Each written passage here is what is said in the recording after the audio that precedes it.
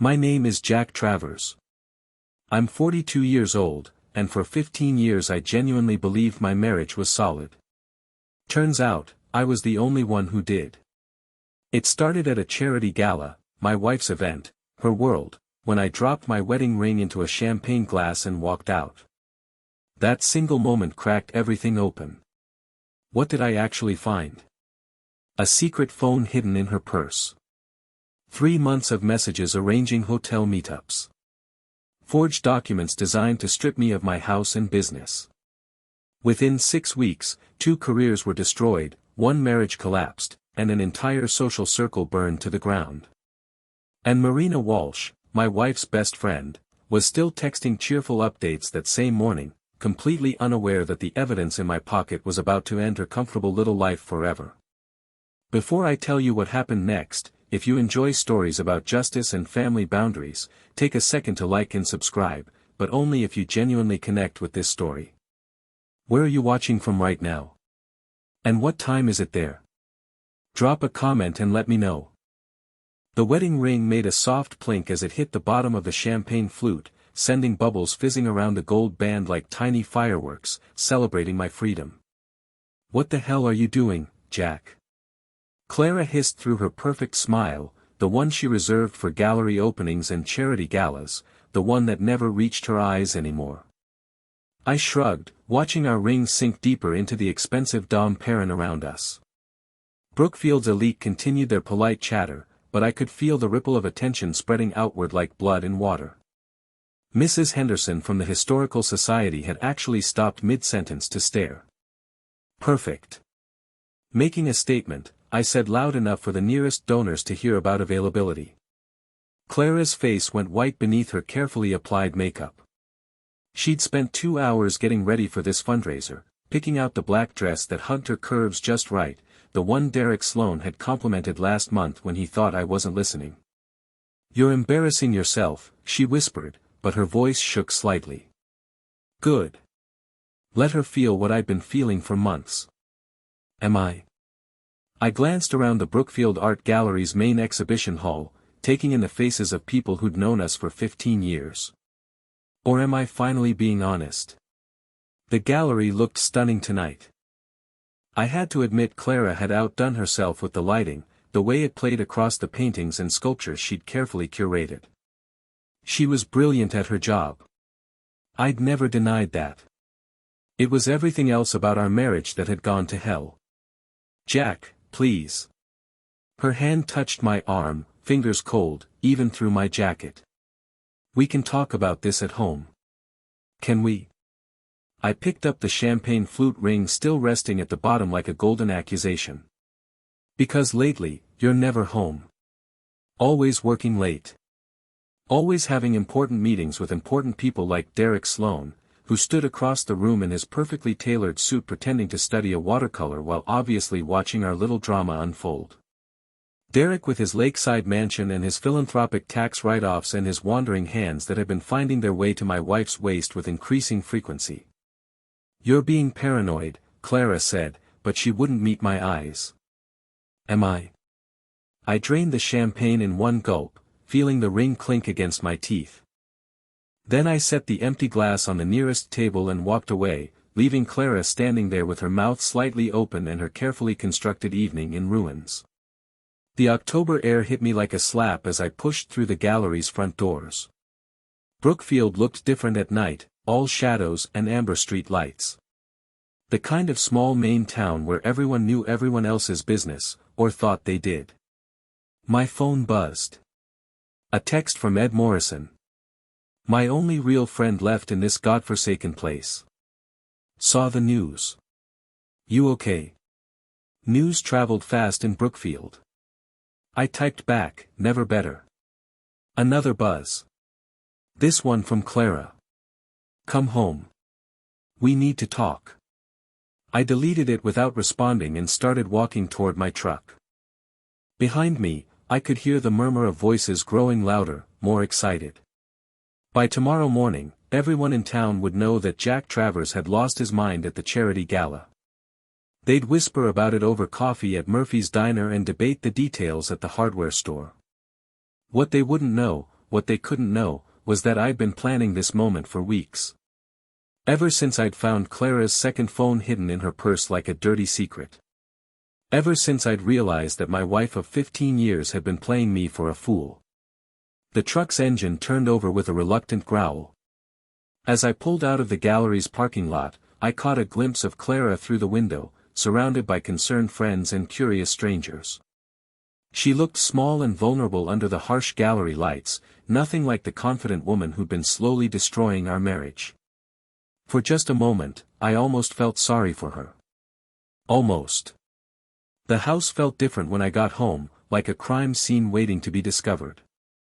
I'd lived here for 8 years, ever since Clara's gallery job had finally started paying enough for us to afford something bigger than our cramped apartment downtown. It was a good house, solid construction, big kitchen, workshop in the basement where I could lose myself in woodworking projects when the writing wasn't going well. Which was most of the time if I was being honest. I poured myself 3 fingers of bourbon and sat down at the kitchen table, staring at Clara's second phone. She'd been careless yesterday morning, rushing off to some emergency at the gallery, leaving her purse open on the counter. The phone had been tucked into a side pocket, turned off, but still warm. It had taken me exactly 30 seconds to crack her password. Our wedding anniversary. The irony wasn't lost on me. The messages told a story I'd been too blind or too stupid to see. 3 months of texts between Clara and Derek, starting professional and gradually becoming personal, then intimate, then explicit.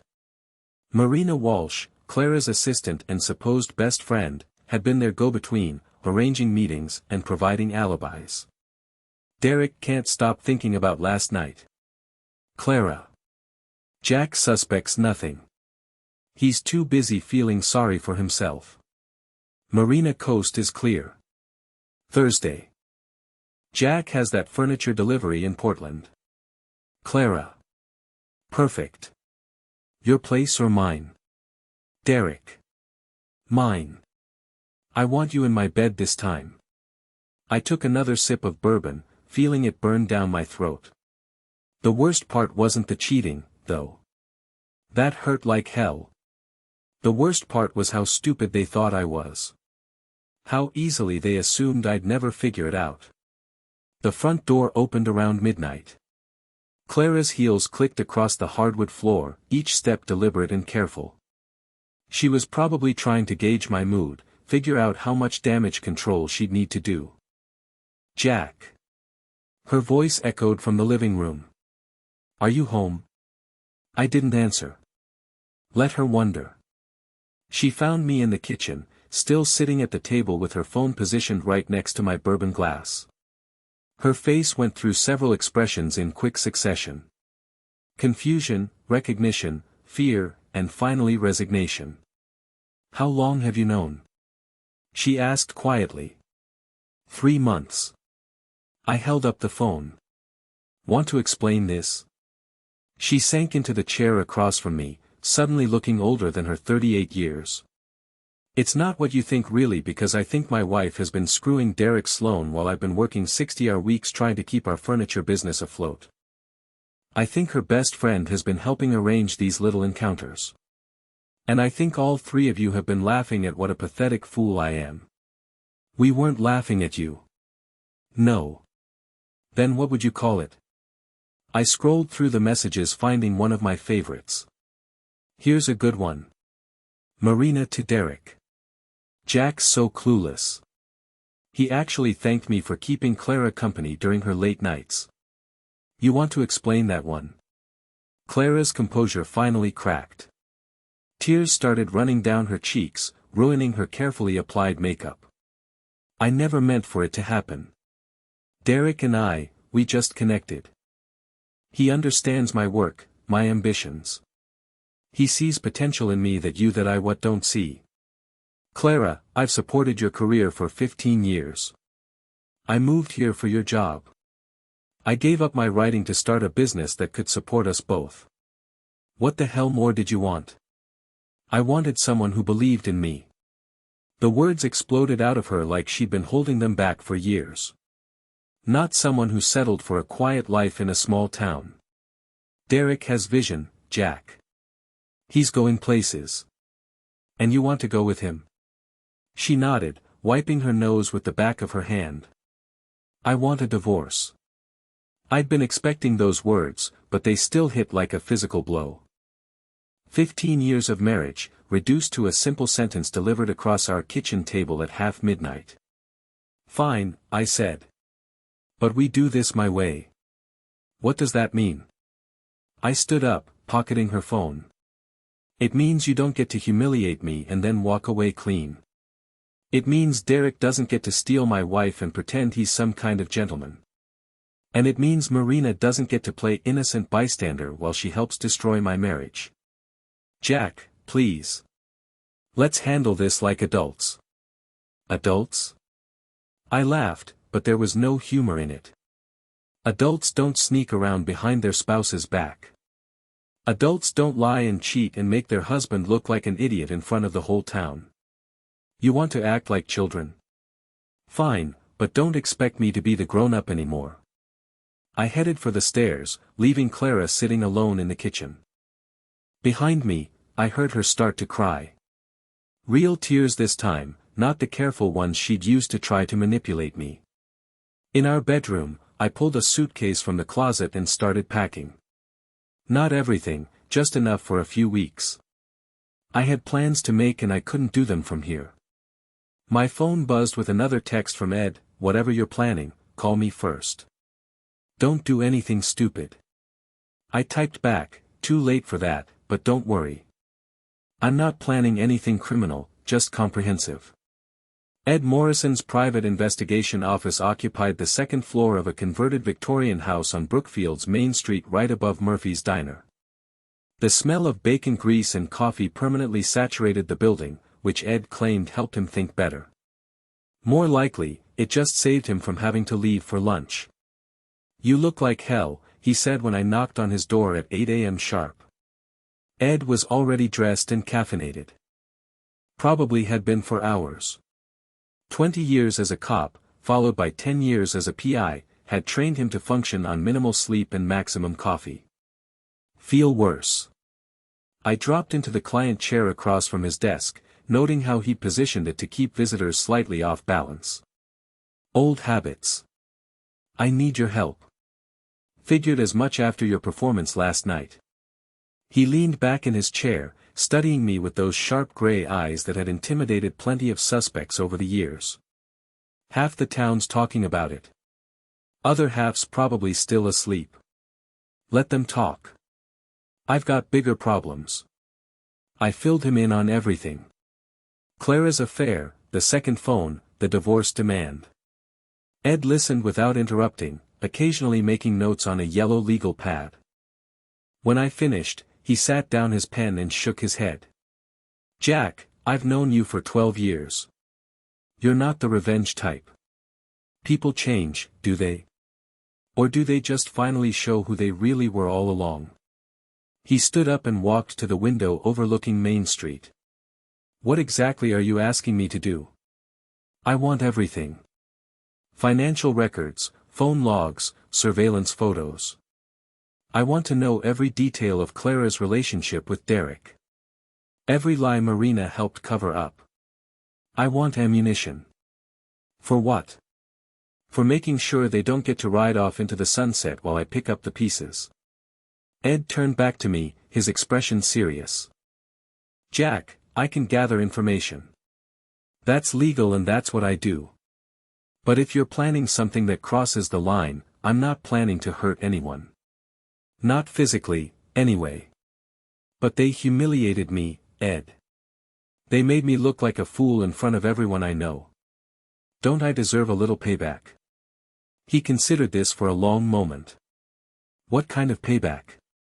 The kind that fits the crime. They want to destroy my reputation. Fine. Let's see how they like having theirs destroyed instead. That's a dangerous game. So is adultery. Ed sighed and returned to his desk. All right, I'll help you. But we do this smart and we do this legal. No breaking and entering, no theft, no assault, information gathering only. Agreed. Agreed. Good. Now, let's talk about what I've already found. He pulled out a manila folder thick with photographs and documents. I've been keeping an eye on Derek Sloan for a while now. Not because of Clara. I didn't know about that until yesterday, but he's been involved in some questionable business deals, and a few of my clients have asked me to look into him. The first photograph showed Derek entering a downtown office building with a briefcase. The second showed him leaving the same building 2 hours later, briefcase gone. The third showed him having lunch with a man I didn't recognize. That's Tony Casciano, Ed explained. He runs a construction company that's been underbidding every major project in the county for the past 2 years. Word is they're cutting corners on materials and safety standards, but no one's been able to prove it. What does that have to do with Derek? Derek's been investing in their projects through a shell company. He provides the upfront capital. They split the profits. It's not illegal, but it's ethically questionable, especially since Derek sits on the town planning commission. I studied the photographs more carefully.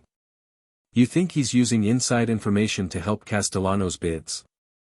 I think Derek Sloan is a lot less clean than he pretends to be.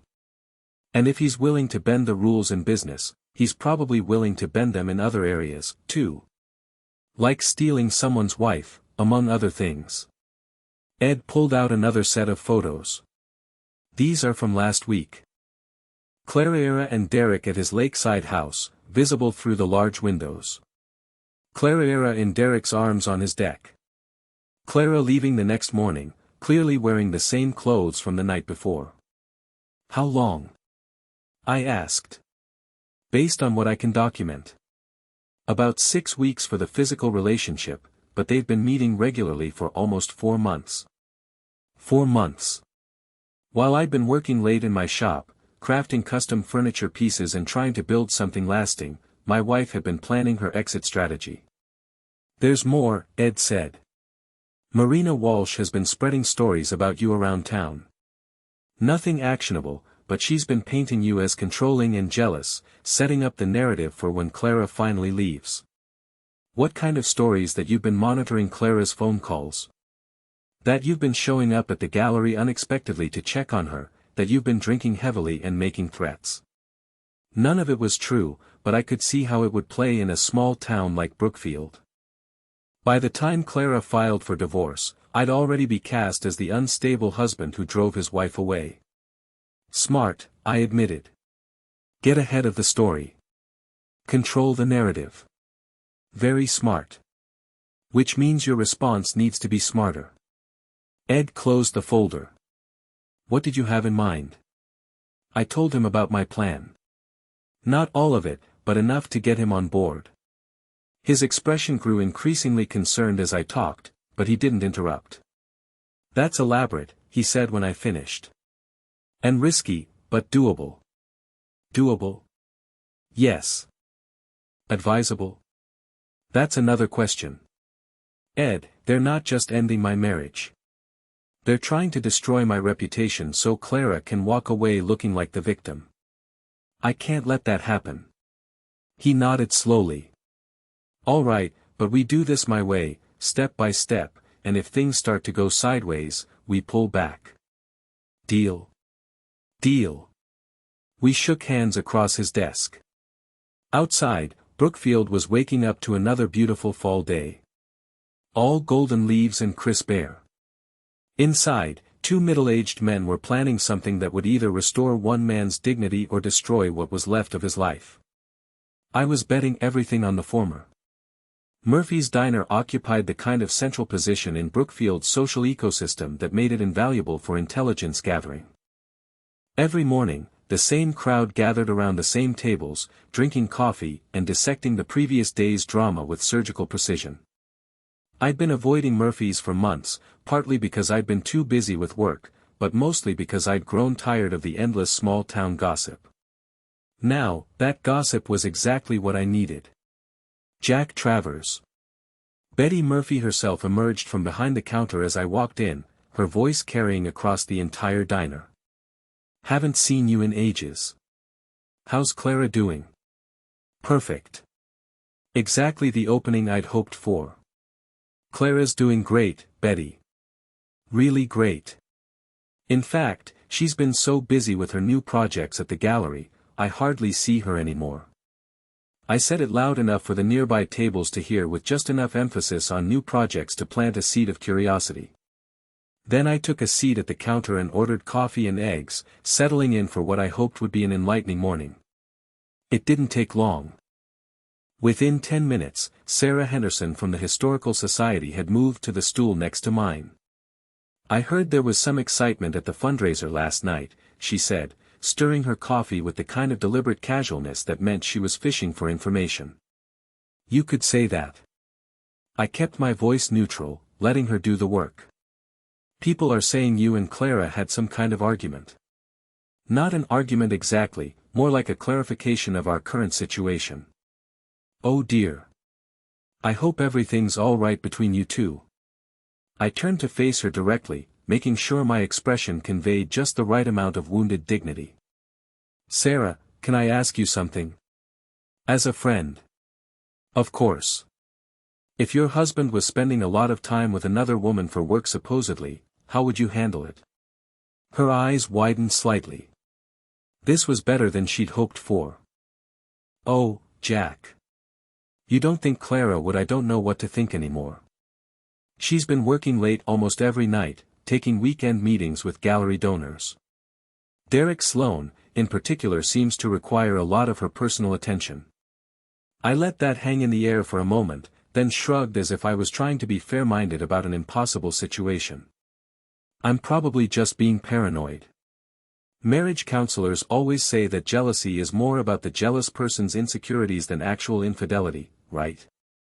"Well, yes, but Sarah was practically vibrating with the need to share this information.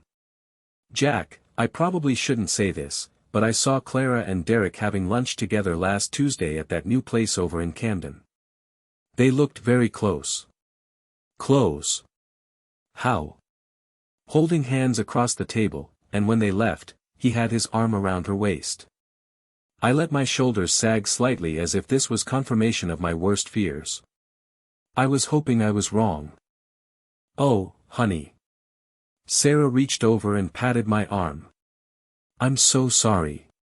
What are you going to do?" "I don't know. Maybe nothing.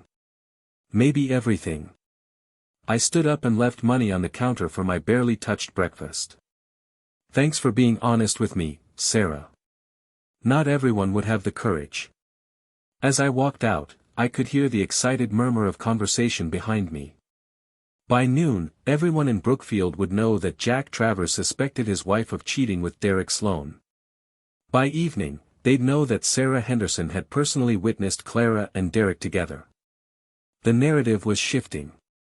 My next stop was the hardware store, where I knew I'd find a different audience, but the same appetite for gossip. Tom Bradley, the owner, had known me since I'd started my furniture business. He was also Derek Sloan's second cousin, which made him perfect for my purposes. "Jack heard you made quite an impression at the gallery last night." Tom looked up from the inventory sheet he'd been working on, his expression carefully neutral. "Word travels fast in this town." "You bet it does. Everything okay with you and Clara?" "Honestly, Tom, I don't know anymore." I picked up a hammer from the nearest display, testing its weight. "Can I ask you something about Derek?" Tom's expression grew wary. "What about him?" "He's your cousin, so you probably know him better than most people. Is he the kind of man who'd go after another man's wife?" "Jack, I don't think, because Clara's been spending a lot of time with him lately. Gallery business, she says, but some of their meetings seem awfully personal for professional consultations." Tom sat down his inventory sheet. "Look, Derek's always been a bit of a player. Even when we were kids, he had a way with women. But going after a married woman, that's not his usual style." "What is his usual style?" "Divorced women mostly. Wealthy widows, women who can afford to be generous with men who show them attention." Tom paused, choosing his words carefully. "Derek likes the finer things in life, and he's not too particular about how he gets them. Meaning he's got expensive tastes and a flexible moral code. But Clara's not wealthy and she's not divorced. So if he's pursuing her, it's probably for reasons that have nothing to do with money. Unless Clara had something else Derek wanted, like inside information about the gallery's operations, or access to the town's social elite, or simply the thrill of taking something that belonged to someone else. Thanks for being straight with me, Tom. Jack, whatever's going on between you and Clara, don't do anything stupid. Derek's got connections in this town. Important connections. So do I said, though we both knew that wasn't really true. My final stop was the post office where Agnes Porter had been working for 30 years and collecting information about everyone in town for even longer. Agnes was a gossip, but she was also discreet about it. She never spread rumors maliciously, just shared information with people she thought needed to know. Jack Travers, she said when I walked up to her window. I was wondering when you'd come by. Why is that? Because I've been holding some mail for Clara that I thought you should know about. She reached under her counter and pulled out a small stack of envelopes. All of them were addressed to Clara at a post office box I didn't know she had. She rented the box 3 months ago, Agnes explained. Said she needed it for gallery business, but the mail she gets here isn't business related. I looked at the return addresses, credit card companies, a bank I'd never heard of, and several letters with no return address at all. Agnes, I appreciate you telling me this, but I can't take Clara's mail. That's federal. I'm not asking you to take it. I'm just letting you know it exists. What you do with that information is up to you. I nodded, understanding. Agnes had just told me that my wife had been conducting financial business behind my back for 3 months, the same length of time she'd been involved with Derek Sloan. Thanks, Agnes. I owe you one. No, you don't. Just take care of yourself, Jack, and be careful who you trust. As I walked back to my truck, I felt the first real surge of optimism I'd experienced in months. The morning had gone better than I'd hoped. Seeds planted, information gathered, alliances formed. Phase 1 was complete. Now it was time for Phase 2. The Brookfield Bar and Grill occupied a converted warehouse on the outskirts of town. The kind of place where locals went to drink beer and complain about their lives without worrying about maintaining appearances. I'd been a regular there for years, back when I still had friends who wanted to spend time with me. Those friends were sitting at our usual table when I walked in Thursday night.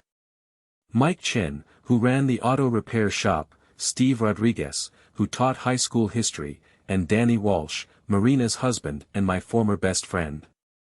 They looked up when they saw me, their expressions ranging from uncomfortable to openly hostile. Jack, Danny said, his voice flat. Didn't expect to see you here. Didn't expect to be here. I pulled out the empty chair and sat down without being invited. But I figured we should clear the air. Nothing to clear, Mike said. We heard what happened at the gallery. We heard what you've been saying around town. We get it. You're pissed at Clara. Am I?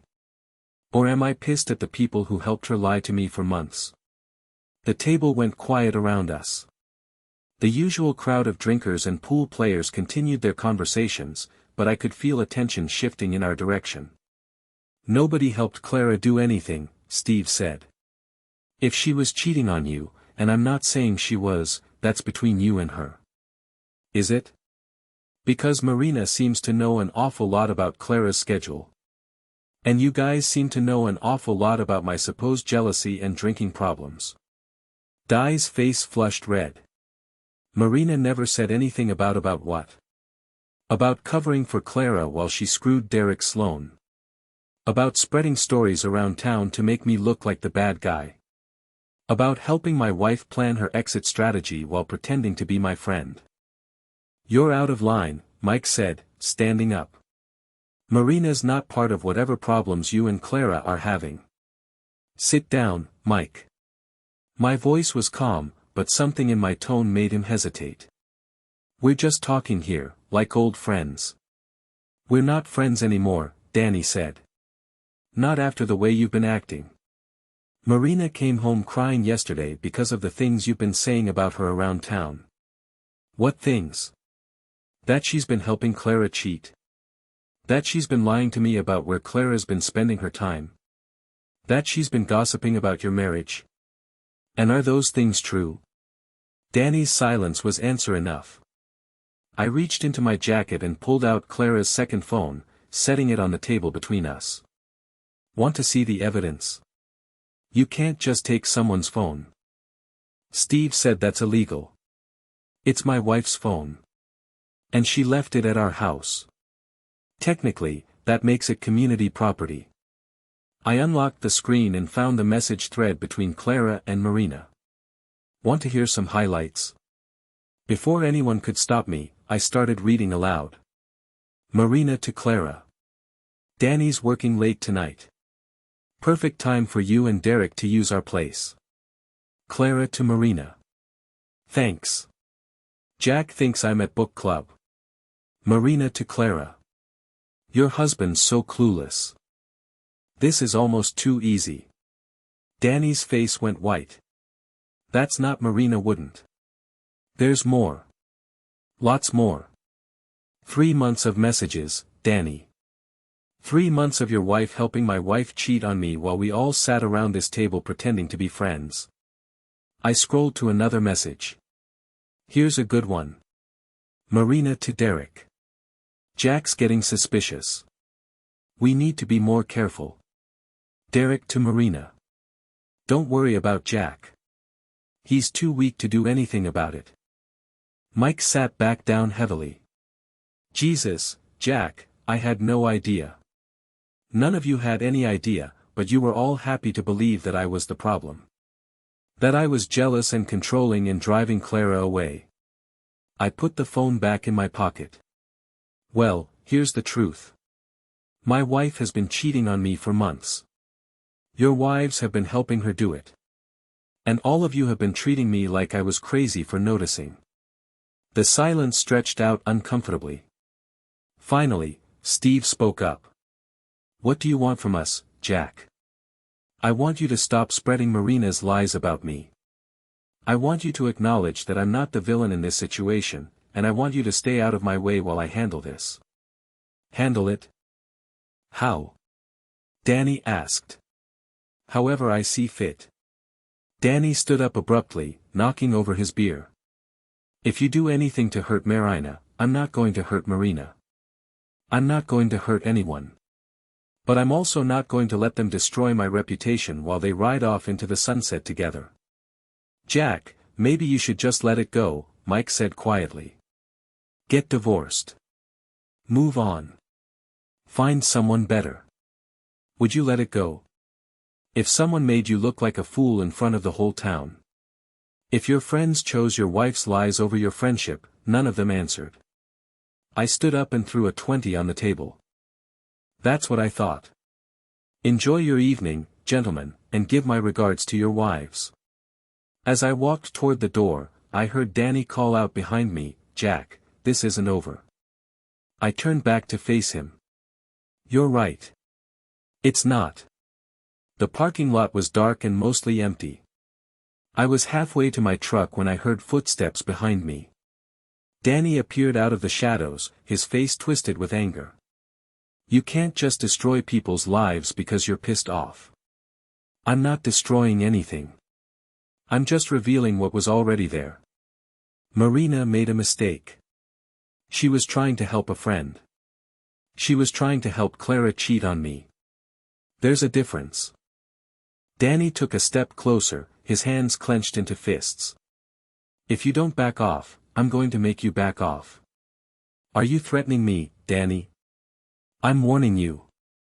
I looked at my former best friend, really looked at him. Danny Walsh, who'd been my groomsman at my wedding, who'd helped me move into 3 different apartments and 2 houses, who'd spent countless evenings at this very bar complaining about work and wives and the general unfairness of life.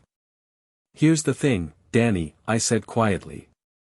I used to care what you thought. I used to value your friendship, but that was when I thought you were actually my friend. Now I know better, Jack. Now I know that when it came down to choosing sides, you chose your wife over the truth.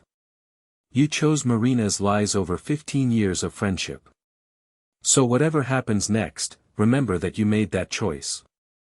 I turned and walked away, leaving Danny standing alone in the parking lot. Behind me, I heard him call my name one more time, but I didn't look back. The confrontation had gone exactly as I'd hoped. Now everyone would know that I had evidence of the conspiracy against me. They'd know that I wasn't going to go quietly. And most importantly, they'd know that I was done being the victim in this story. Phase 3 was about to begin. The abandoned train depot sat on the outskirts of Brookfield like a monument to better times when the town had been a stop on the coastal railway, and prosperity had seemed as permanent as the granite foundations beneath the station platform. Now it was just another relic, surrounded by overgrown weeds and rusted tracks that led nowhere. It was also the perfect place for a final confrontation. Ed Morrison's surveillance had been thorough and professional. For 2 weeks, he documented every meeting between Clara and Derek, every lie Marina had told to cover for them. Every move they'd made in their careful campaign to destroy my reputation while building their own future together. The evidence was overwhelming. Hotel receipts, restaurant bills, photographs, phone records, everything needed to prove that my wife had been systematically betraying me while painting me as an unstable husband who'd driven her away. But evidence wasn't enough. Not for what I had planned. "You sure about this?" Ed asked as we sat in his car, watching the depot from across the empty parking lot. "Once you do this, there's no going back." "I'm sure, Jack. I've seen a lot of people go down this road. The need for revenge, for justice, for evening the score. It never ends the way they think it will. Maybe not, but doing nothing definitely won't end the way I want it to." Ed sighed and handed me the radio transmitter. "Channel 7, I'll be listening from the car. If things go sideways, I'm calling the police." "They won't go sideways. I'm not planning to hurt anyone." "That's what they all say." I got out of the car and walked toward the depot, my footsteps echoing in the quiet evening air. Clara's car was already there, parked next to Derek's BMW in the shadow of the old building. They'd received my message, a simple text from Clara's second phone, asking them to meet me here to discuss terms. They were waiting inside the depot's main hall, standing close together near the boarded-up ticket windows. Clara looked nervous but defiant. Derek looked annoyed like I was interrupting something important. "Jack," Clara said as I walked in, "thank you for agreeing to handle this like adults." "Adults," I repeated. Interesting choice of words. Derek stepped forward, putting himself between Clara and me in a gesture that was probably meant to look protective. "Let's keep this civil, Jack. We all want the same thing here. Do we?" "What is it you think I want, Derek?" "A clean divorce, a fair settlement, a chance to move on with your life." "And what do you want?" Derek glanced at Clara, then back at me. "I want Clara to be happy. I want to build a life with her without unnecessary drama or complications. Complications like a husband who knows the truth about your affair." "It's not an affair," Clara said. "It's a relationship, a real relationship based on mutual respect and shared goals. Unlike our marriage has been over for years, Jack. We both know it. I just had the courage to do something about it." I pulled out her second phone and held it up so they could both see it. "Is this what you call courage? Sneaking around behind my back, using Marina to provide alibis, spreading lies about me around town?" Derek's expression hardened. "You went through Clara's private communications. I went through my wife's communications. There's a legal difference. There's also a moral difference between privacy and secrecy." Clara said, "I had that phone because I needed space to figure out what I wanted without you monitoring my every move. I never monitored anything. I never even suspected anything until I found this phone by accident, which by the way contains some fascinating reading." I scrolled to one of my favorite message threads and began reading aloud. Clara to Marina. Jack's so pathetic. He actually thanked Derek for taking such a personal interest in the gallery. Derek to Clara. Poor guy has no idea what's coming. Marina to both. This is almost too easy. He trusts everyone. Clara's face flushed red. Those messages were taken out of context. Were they? How about this one? Derek to Clara. Once Jack signs the papers, Ed, we'll have everything we need to start over. Your husband's about to finance his own replacement. Derek went very still. What papers? I smiled and pulled out a manila folder Ed had prepared. These papers? The loan applications you helped Clara fill out using our house as collateral. The business partnership agreements that would give you control of my workshop and client list. The power of attorney documents that would let Clara make financial decisions without my knowledge. Those were just preliminary documents, Clara said quickly. We never filed anything. No, but you were planning to as soon as you'd finished destroying my reputation and establishing grounds for divorce. I opened the folder and spread the papers across a dusty bench. It's actually quite clever. Make me look like an unstable, controlling husband, then use my supposed instability to justify taking control of our assets. Derek stepped forward, his composure finally cracking. You don't understand the situation, Jack. Clara needs protection from your increasingly erratic behavior. Erratic behavior like what? Like noticing that my wife was cheating on me. Like questioning why she was working late every night. Like wondering why her best friend knew more about her schedule than I did. Like stalking her. Like going through her private communications, like making threats against the people she cares about. I never made any threats. You threatened me at the bar last week. I warned you to stay out of my way. That's not a threat. It's advice. Clara moved to Derek's side, taking his arm in a gesture of solidarity. Jack, this has gone far enough. We're prepared to offer you a generous settlement. You can keep the workshop, the truck, and half the savings. All you have to do is agree to an uncontested divorce and stop harassing us, harassing you, following us, questioning our friends, spreading rumors about our relationship. I haven't spread any rumors. I've shared facts. There's a difference. Derek pulled out his phone. Maybe we should call the police. Let them sort this out. Go ahead, I said. Call them. I'd love to explain to Officer Patterson how my wife and her boyfriend tried to defraud me out of my house and business while conducting an affair that half the town knows about. It's not fraud if we're married. Clara said it is if you're using forged signatures and falsified documents. I pointed to one of the papers in the folder.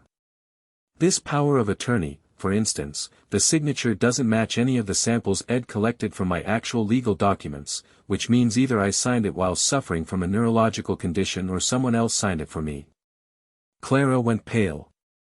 I never forged anything. Maybe not, but someone did. And since you're the only one who benefits from these documents, you're the obvious suspect. Derek grabbed Clara's arm. We're leaving.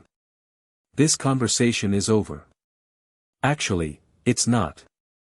I pulled out the radio transmitter Ed had given me. Ed, they're trying to leave. Ed's voice crackled through the speaker. Copy that.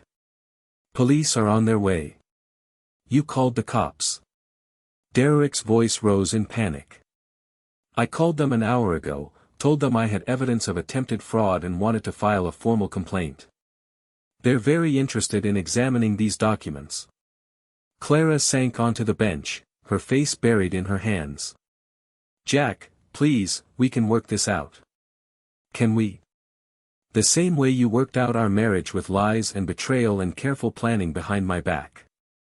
I never meant for it to happen this way. Yes, you did. This was always the plan. Make me look crazy. Take control of our assets, then ride off into the sunset with Derek while I picked up the pieces. Derek was pacing now, his expensive shoes clicking on the concrete floor. This is insane. You can't prove any of this, can't I? Ed's been documenting your relationship for weeks. Hotel receipts, restaurant bills, photographs of you two together, plus all the messages on Clara's phone, including the ones where you discuss strategy for handling me. Those messages were private communications between consenting adults. Those messages were evidence of a conspiracy to defraud me. Big difference. The sound of sirens grew louder as police cars pulled into the parking lot. Through the depot's broken windows, I could see red and blue lights flashing against the evening sky. "Jack," Clara said quietly. "What do you want?" "Really?" I looked at my wife of 15 years. This woman I'd loved and trusted and built a life with. She looked smaller now, less confident, nothing like the powerful gallery director who'd been planning my destruction just an hour earlier. "I want everyone to know the truth," I said. "I want them to know that I wasn't crazy or jealous or controlling. I want them to know that you and Derek and Marina conspired to destroy my reputation while you stole my life. And I want you to face the consequences of your choices." The police entered the depot with Ed close behind them. Officer Patterson, whom I'd known since high school, looked around the scene with professional interest. "Evening, Jack. We got your call about suspected fraud." "That's right." I handed him the folder of documents. "These papers were supposedly signed by me, but the signatures are forged. My wife and her boyfriend were planning to use them to take control of my assets." Patterson examined the papers while his partner took statements from Clara and Derek. The whole process took about an hour, during which Clara cried, Derek threatened lawsuits, and I answered questions with calm precision. In the end, no arrests were made. The evidence was strong, but not quite strong enough for criminal charges. But that was fine. I hadn't expected arrests. I'd expected exactly what happened next. By morning, everyone in Brookfield knew that Clara Travers and Derek Sloan had been caught in an elaborate scheme to defraud Clara's husband. They knew that the police had been called, that evidence had been collected, that the whole sordid story was now part of the public record. Clara's reputation as a respected gallery director was destroyed. Derek's standing in the business community was ruined. Marina, as their accomplice, became a social pariah overnight. And me? I became the wronged husband who'd fought back, who'd refused to be victimized, who'd exposed the truth despite overwhelming odds. 3 days later, Clara moved out of our house. A week after that, Derek left town, claiming he'd received a job offer in Boston that was too good to refuse. Marina and Di's marriage fell apart when Danny learned the full extent of his wife's involvement in the affair. I kept the house, the workshop, and most of our savings. The divorce was finalized within 6 months, with Clara agreeing to a settlement that left her with almost nothing. But the best part, the part that made all the planning and risk worthwhile, everyone in Brookfield knew exactly who the real villains had been. And everyone knew that Jack Travers wasn't the kind of man who could be pushed around, lied to, or made a fool of. I was free. They were finished. And justice for once had been served exactly as it should be.